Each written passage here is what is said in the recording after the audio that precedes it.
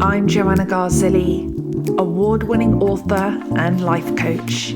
Welcome to the Looking Glass podcast. How do you know when you're done? How do you know when it's time to move on? That was a question that came up the last time that I was reflecting with you. And it's really tough for me to be certain. I'll be certain in one moment, and then I'll have doubt in the next.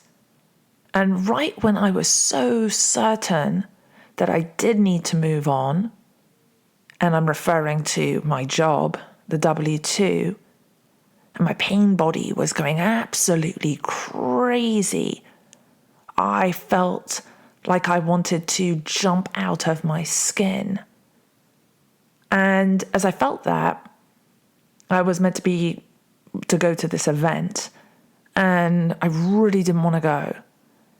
But having awareness, being able to self-reflect, has given me the gift of being able to know when maybe my unevolved ego's coming up, where some part of me is only choosing to look at the negatives instead of the positives. So I ended up going to a certain event, and there was someone speaking at that event whose story just absolutely blew me away.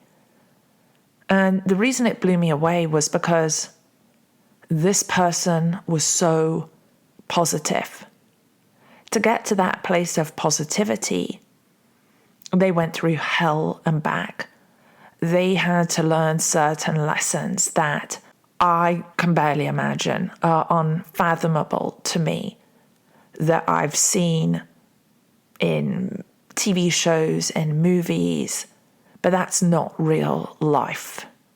A lot of the time I'll watch something on TV and go, wow, that was intense, that was amazing. That makes me know that I shouldn't do that certain thing, but I didn't have to actually live through it in my own life. So there's a certain satisfaction or enjoyment from it for me, but it's not healthy. And that raises the question for me, why is it that I enjoy angst? I have to, on some level, enjoy struggling, suffering, feeling resistance, pushback, negativity from people around me. Because if I didn't, that wouldn't be reflected to me in any aspect of my life. And if it was, I wouldn't see those people, places, or things as negatives.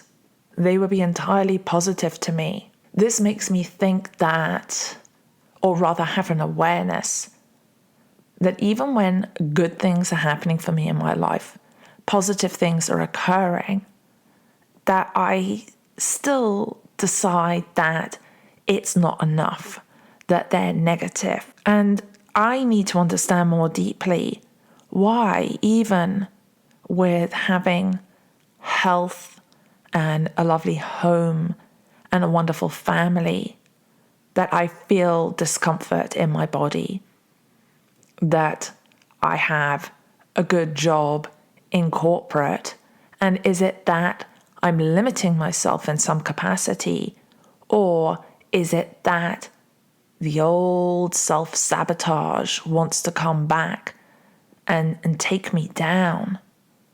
And I don't know the difference right now. It's really easy for me to see for someone else. You could sit in front of me, we could have a conversation where you're asking me certain questions about your life, about whether it's a relationship or a job or a career path, something to do with your life purpose. And I'll be able to see that clearly, but not for myself. And the reason why you and I go through that because I know you're intuitive. I know you can see clearly for other people, that you have wisdom and great advice for others. The reason why it's so hard for oneself is emotion gets in the way. Emotion can put one into a state of turbulence. And when turbulence is happening within one's energy field, within one's state of mind, it's hard to get that clear viewpoint. So I think that knowing that there is turbulence, volatility, friction, changes that are happening at any moment, sometimes expected, but most of the time unexpected. How does one handle that? I just don't have the answers right now because I'm not in enough pain. When I get into really deep pain, I get to touch truth and clarity, but I don't want to have to experience crazy, intense feelings to be at that place where I say, I'm going to get creative. I'm going to do the thing that I've been putting off doing that's going to be really good for me. But when I'm in that gray area, that no man's land, when I'm comfortably uncomfortable, I'm comfortably numb, that there's just this coasting along. I don't want to do that to myself anymore. I don't want to go through those feelings. I was feeling so focused, so ready to start afresh. And then things in life happened, and I didn't take the actions that I thought I was going to take. Let me just say some of the positive things that happened was, although I haven't left my job, I'm still there. I said I'm going to quit, but I haven't. I did have a conversation with one of the people from the leadership team, and I said, I feel like you don't like me. You and your team, you don't want me there. And they said that that's not the case. They do like me. They've invested in me. They do want me there. That they've been going through a lot. They've been going through challenges themselves. And that was something that stood out to me, that it's important for me to have more compassion when I'm feeling hurt and frustrated, when I feel resentment, when I feel agitated, when I feel invisible, not recognized, to not think that it's about me and that person, those people who have pissed me off, they haven't done anything to me. This is me inflicting pain upon myself, mentally, emotionally, spiritually, until the point it feels so intense physically.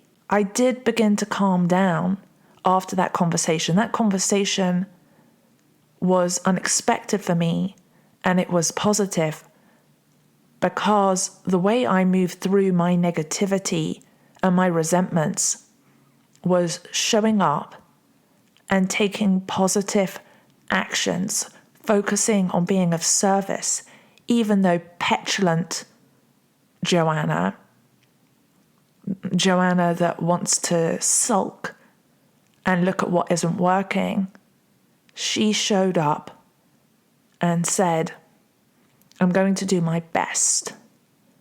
So I put a lot of energy into doing my best and got fantastic results. I'm going to leave today on that positive note, that I was able to move through negativity, and I have some other thoughts to share with you next time on what's coming up now and next, and how important it is to recognize these cycles so that when they do occur, they don't take you or I down. Thank you for reflecting with me.